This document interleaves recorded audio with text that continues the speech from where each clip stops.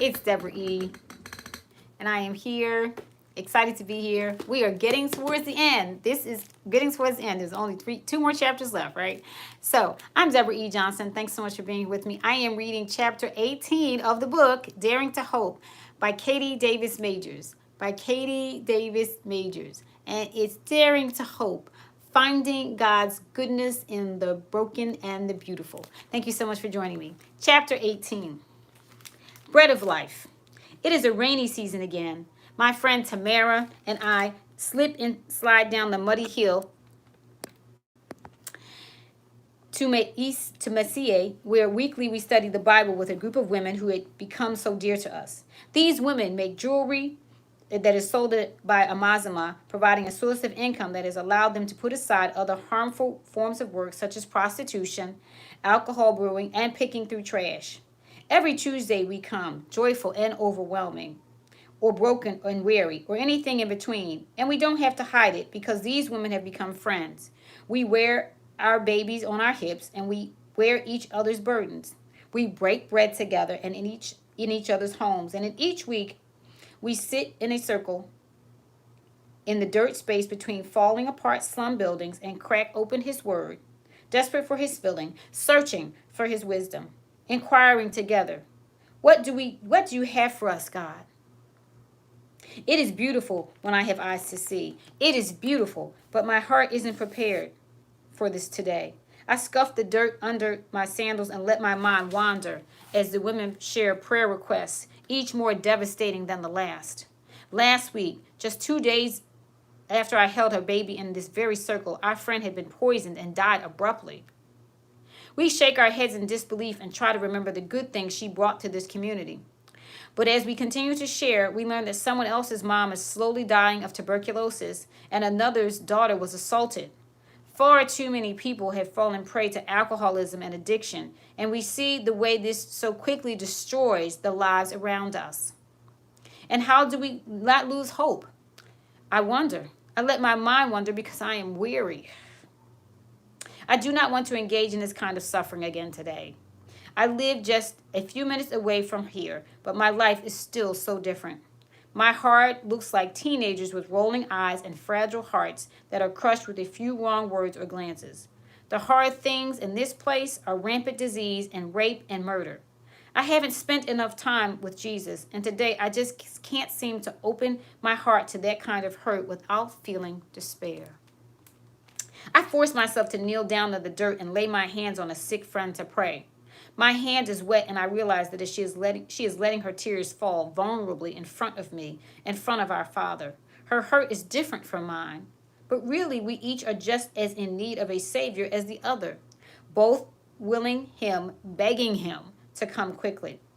I ask Him to open my heart to her, to right here and right now. I ask Him to make Himself known. We sit in the dirt and let the tears fall, and despite my best efforts to harden myself to the suffering today, faithful God breaks me, gives me eyes, not just to see the pain, but to know it intimately. These aren't just people. These are my friends. These are people I know, people He knows. I know their names, their husbands, their children. He knows each hair on their heads and the deepest cries of their hearts. I allow myself to imagine us in the palm of His hand. I imagine His tenderness as He numbered those hairs, and I imagine Him looking into these women's eyes and smiling, delighted in His daughters. I close my eyes, and in my mind I hear the voice of my husband as he sits on our bed and strums his guitar. For mercy, for comfort, as we wait on the Lord, he sings. Today I feel as if we are just waiting. Today, hope is something we fight for. A woman I don't know very well walks by our circle. I have heard stories of her. She sits on the ground against the wall of the little dirt church we meet behind and stares vacantly. Nobody is really sure if she is disabled or if she just has been abused by so many men that she just doesn't talk anymore. Another woman, who I know well and love dearly, stumbles down the hill and nuzzles her head into my shoulder. She lived with us years ago as she has recovered from alcoholism and her child recovered from terrible burns. But today, her drunkenness is obvious as she tries to communicate with me through language barriers and slurred speech. My eyes lock into hers, bloodshot, and I plead with her. She is such a good mother, sober. I ask where her little girl is, trying to remind her that being home alone is how the child got injured the last time, but she isn't listening. She kisses my cheek and stumbles away. We circle back to the subject of our friend whose body just days ago was lowered into the ground after she was heartlessly killed, intentionally poisoned. 1 week ago, she sat in this circle with us, and now her body lies buried while we try to figure out who will care for her babies. The woman looked defeated. I feel defeated. How do we find hope of Jesus here? How do we proclaim that he is at work when we just can't see it? Let us see you here, Lord, I pray desperately. He answers with Romans 2:7. To those who by persistence in doing good seek glory, honor, and immortality, he will give eternal life. These women, they persist. Against all the odds, when it would be easier just to give up and go ahead and call this place hopeless, they cling to their hope in Jesus and persist in doing good. They persist in seeking his glory. I trudge back up the hill with my mind full of questions. God, where are you in this mess? As I ponder, my foot slips and lands in a mixture that is surely pure alcohol and part human waste. I chose to call it mud. As I begin to sigh, of course, two strong arms wrap around me from behind, and my friend Santina's laughter fills my ears. She is laughing at me because she knows how distracted I was, and of course, I stepped in the mess. She grabs my arm and drags me to her house, where she pulls off my shoes and scrubs them in a basin of soapy water. Water isn't easy to come by around here, and I can't believe she is using it on my sandals. I beg her to stop. I wash it at home. She proceeds to wash my feet. She is washing my feet, and I want to protest, but I think of Jesus, bent down, towel around his waist, instructing Peter, who just doesn't understand. He whispers to me, "See? Do you see me? I am here at work." My stubborn heart may not always want to believe, but I know that it is true. He is at work here. I think of the Israelites. God himself had faithfully protected them as death fell upon the firstborn in all of Egypt. With their very own eyes, they had watched him part the Red Sea so that they could walk across on dry land. But when they found themselves in the desert, the first thing they did was to begin to grumble. "We should have remained in Egypt," they cried. Like them, I have personally known his faithfulness time and time again. God has kept his promises throughout all my life and throughout all of history. I have tasted of his goodness. I have lived in it. Does it take just one hard day to forget? The Israelites stumbled miserably through the desert. God had such good in store for them, but they just couldn't seem to believe it.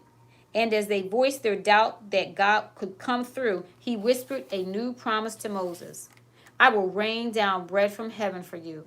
The people are to go out each day and gather enough for that day." I am struck by this. Just enough for that day? Isn't that what he gives us? Provision. His sweetness even in the barrenness of the desert. The Israelites looked and they saw glory, the glory of God coming like a cloud. Thin flakes of bread, sustenance covered the ground, and they looked at each other and asked, "What is it?" This abundance that they did not even recognize. "Is this the bread the Lord has given you to eat?" came Moses. "It is the bread that the Lord has given you to eat," came Moses' answer. And for 40 years the Israelites ate manna. Every morning it appeared, every evening it melted away. Each day, each person was found that he or she had exactly the amount that was needed, no more or less, just enough. Enough. When I once more head toward home, Maggie walks up the hill in front of me. Having witnessed me slip, she is giggling about my feet and my grumpiness. Maggie, who I once thought would die. Maggie, who at 20 years old held her 4-year-old and her dead baby and bled all alone in her house with no one to help her. Maggie, who moved in with our family just as frail and sick as Catherine and Betty. Maggie, who slept on an extra mattress in my room for weeks because I was so afraid of death that the couch seemed too far away. Maggie, who lived. She walks up the hill, her arms full of necklaces that she now sells through Amazima to provide for her and her little guy, both happy and healthy, back at home in this community, and her heart full of God's word, which she loves to share with others. I am at work here, he whispers again and again. Can you believe me? Can you believe my promises? Of course I can. I later read these words of 1 Peter. You have tasted that the Lord is good. I cannot deny that I have tasted of his goodness. I cannot deny that I have seen and known him working all things for the good of those who love him, even the ugly, unspeakable things. I have tasted manna, enough for today. For mercy, for comfort, we wait on the Lord. Our certain hope is found in him. Months later, I sit in the drug and alcohol rehabilitation unit of Uganda's only psychiatric hospital and pretend to be comfortable on the cold, hard metal chair. I can't imagine how people get better here. I hold the trembling hand of a dear friend who has walked this road before, who has been victorious over addiction for years until this recent relapse. I am devastated. Relapse is such an ugly word. I know how truly it is our nature. Though addiction is not my challenge, I too relapse to my own dreadful ways. I too know victory only in Jesus and desperately need his grace to pull me out of my patterns of sin. For a moment, I hate this place, our broken humanity. I hate this struggle for my friend. He sees me start to cry, not the subtle, silent tears I've learned to muster during situations like this, but big, ugly tears with sobbing and snot running down my face. I turn away to compose myself and let my strong husband take the lead in conversation. I know I need to be strong for our friend, but I am too sad. This place is too sad and we are too broken. Our children hold a birthday cake, waiting expectantly for the celebration we came to bring. He is much sicker than we thought we would find him, and I want to shield even them from this hurt and disappointment. We sing happy birthday anyway. Pray for me, he says. Prayer will make me well. I reel. I don't want to pray. Not to a God who lets this happen to people. Not this, I think. Not this, God. No. All those thoughts that I know I'm not supposed to think, that I know he has proven wrong before, swell up in my mind again. Your plans are not good, God. Look at this. Your plan is a mess. No, thank you. This is not what we signed up for, and this is not okay with me. I am the addict, and doubt is my drug. This ugly lack of trust, the place I turn when I am weak, it is my lifelong Jacob wrestle, my unwillingness to lay a dear one on the altar and trust that the Lord will provide. I, who have spent years learning to live the yes, fight back a flesh that screams no to this plan. Why can't we have the happy ending, God? We've had so few. Please, could it not end up a mess this time? Could we not end up in a rehab? The girls pass out cake. Though my wrestle is the same as it was years ago, his grace allows me to hear his voice much more quickly now. All those quiet moments alone with him in the dark have given me an affinity to hear him still in life's noise. Listen, he says, my friend is asking for prayer. A man who 10 years ago cursed God and knew nothing of his son Jesus is asking for us to pray for him, to the one who knows who can make him well. He knows Jesus. We are here again in rehab, but it is different this time. We are his. I realize I never would have sought God's face and known him in this way I do today if I hadn't walked my own desert road, starving for more of him. I see and testify to his grace and goodness in the suffering in my own life. Do I believe he'll offer that same grace and goodness in the stories of those I love? This isn't how I would write it, but I have known and seen again and again that God writes the better story. God sends the manna, all that we need, even when we do not understand it. We drive the long road home, my questions still swirling, and God still answering, and my spirit still wrestling, and my Father still assuring. How do I live when I don't see the miracle? When I don't see the ending? When I don't know the outcome? I think of the disciples headed to Emmaus after Jesus' death. I cannot imagine the disappointment they must have felt. They'd left everything they had ever known and spent years of their lives following this man, believing they'd have the happy ending they thought he was promising them. Instead, they watched his gruesome death, betrayed, beaten, and killed. They had seen him remain silent, seemingly powerless against the authorities, doing nothing to save himself. This certainly wasn't their idea of a happy ending. Wasn't the ending that they had been waiting for. I imagine their hopelessness, their disbelief, We thought we knew who he was, they must have thought. As they talked and discussed the things with each other, Jesus himself came up and walked along with them, but they were kept from recognizing him. It doesn't just say that they didn't recognize him, they were kept from recognizing him. I wonder, did their hopelessness blind them? Were they blinded by their own despair as I have been, lacking in trust? Yet in their hopelessness, Jesus walks beside them. Jesus asks them what they're talking about, and they can't believe he doesn't already know the story.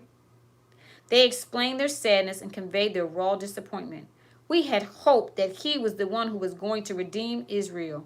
We had hoped. Even the testimony of the women, their close friends, isn't enough to convince these disciples in their despair. They walk on, and Jesus, so gracious, doesn't chastise them for their doubt, but points them to the word. Did not the Messiah have to suffer these things and then enter his glory?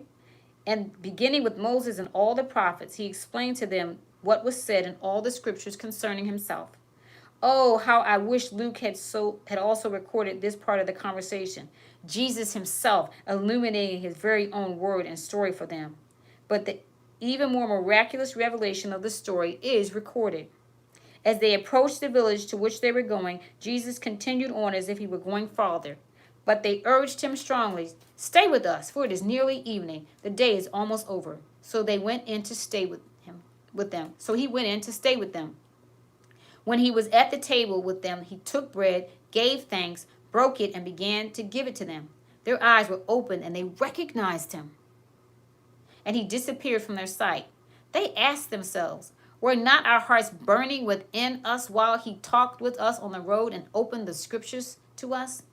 Then they got up and returned at once to Jerusalem.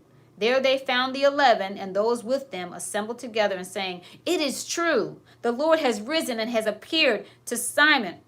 Then the two told what had happened on the way and how Jesus was recognized by them when he broke the bread. Sometimes I walk the road that God has assigned me like those two walked that road to Emmaus. If I let it, despair can blind me. In sneaks doubt and disbelief as I explain what I perceive to be broken promises. I had hoped. I have thought these bitter words, choked on them even. And in the midst of it all, Jesus walks along beside me. My preconceived ideas of what he should be doing and what would be best leave me blind. My hopelessness and my doubt prevent me from seeing all Jesus is doing. And worse, blind me to Jesus right next to me and all around me.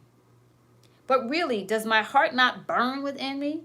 When I really look, really pray, I know that he is there and he was here all along.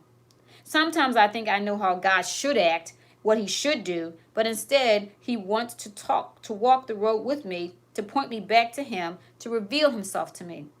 Even when I do not recognize him, he illuminates the scriptures, reminding me of all he has done, all those promises kept, and all he has yet to do.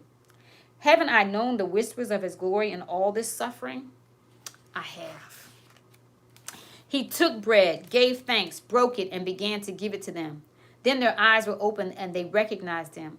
He was known to them in the breaking of the bread. Communion. He gave thanks and he gave them bread, and when he gave it to them, they saw. A few nights before, this same man had broken bread in the same way, saying, "This is my body. Take, eat." Like the Israelites, that which they did not fully understanding, still fully satisfied. Jesus, this fulfillment of that age-old promise that the Lord will provide. In fact, in the desert, in the wilderness, in my doubt. He reached his hand across the table, the hand that had reached out to them in the storm, the hand that had reached to kill the stick and the sin written, a hand that had been nailed to the cross. He reached out his hand out across the table and they knew him. Our van creeps toward home and I close my eyes in the dark and imagine Jesus reaching out to me, to our friend in the rehab unit, in the thanksgiving, in the communion, in the willing receiving of that which may still be mysterious to me. I know him. Here we are, called to his table, called to communion with him, called to fellowship with him, to receive and to know. They got up and returned at once to Jerusalem. At once? I imagine the stark contrast in their 7-mile journey to Emmaus and their journey back to Jerusalem. They walk or run the same road, but this time the hope and excitement is palpable. We have seen him, they announce. It is true. All that he has said, all that he has promised, they have known it to be true. And haven't I? I have been to Emmaus. I have walked the road pocked with doubt and despair and the wondering, and I had hoped and the lie of Satan that maybe this time he might let me down, that maybe this time he would not be enough. But when I push aside all those lies, I can say with full confidence to you and to anyone who cares to listen, I did not walk alone. We do not walk alone. God, in his unimaginable grace, walks beside us, whether or not we choose to recognize him, reaching for us, offering us bread that sustains us, his very body broken for us. I want to live on the road from Emmaus to Jerusalem. I have seen him and I have known him, and no matter the circumstance, I want to run and tell the others, it is true, all that he has promised, it is true. I know, I've known, and I have seen. It is easy to walk that road, to believe in the better plan when I sit in my cozy chair with my coffee in my hand and his word opened in front of me on my desk.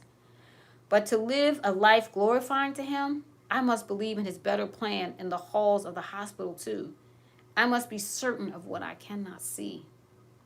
As night falls and our van heads down the bumpy dirt road of home, I know that I am certain of his good plan for us, even when it appears to be a terrible, ugly mess, and I am certain of eternity, which he has placed in the hearts of his people. I have known his goodness to be true, even when I can't see it yet, even if I never see it on this side of eternity. I have known his goodness as the Lord who provides himself.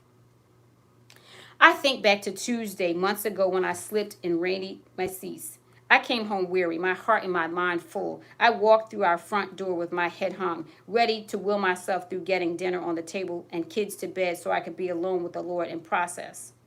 But when I looked up, my breath caught in my throat as I beheld God's faithfulness. It was a simple picture, really, one I see each day. Children piled on couches, reading and gathered on the floor, playing board games, my faithful husband pouring glasses of water for dinner, and helping teenagers with homework and tickling little girls who run by. I see God's provision here and cannot deny his goodness, not even on the hardest of days. I am an Israelite, so forgetful, and I need constant reminding. He has given us what we need, enough, sometimes without our even realizing it, in the routine of the day, in the ordinary, and in the hard. This is the bread that the Lord has given us to eat, his perfect provision. Later that evening, children ring the table and hold hands to pray. For nearly a decade, we've been placing our hands in one another's and bowing to the Father. Tonight, we slurp spaghetti, and the big girls tell stories of once upon a time, recalling the names of their old baby dolls and the forts they used to build and the times they sneaked treats they weren't allowed to have and I didn't notice, and the times they got in trouble and I just about lost it. The little girls squeal with delight as they remember glimpses of it all when they were just babies on my hip. Their daddy's eyes sparkle with love for them, and we laugh, we laugh. I look at each of their faces. They are so grown. They have endured much in a few years of life, and they are strong and they are brave. And in all of our heart and in all of our joy, he has been our sustenance. He has given us himself, our daily bread, our bread of life. I squeeze Benji's hand under the table as he reads us the word. A new little life now kicks in my womb. The first baby brother, a gift we hadn't even asked for, hadn't even known we needed. His provision above and beyond all that we ask or imagine.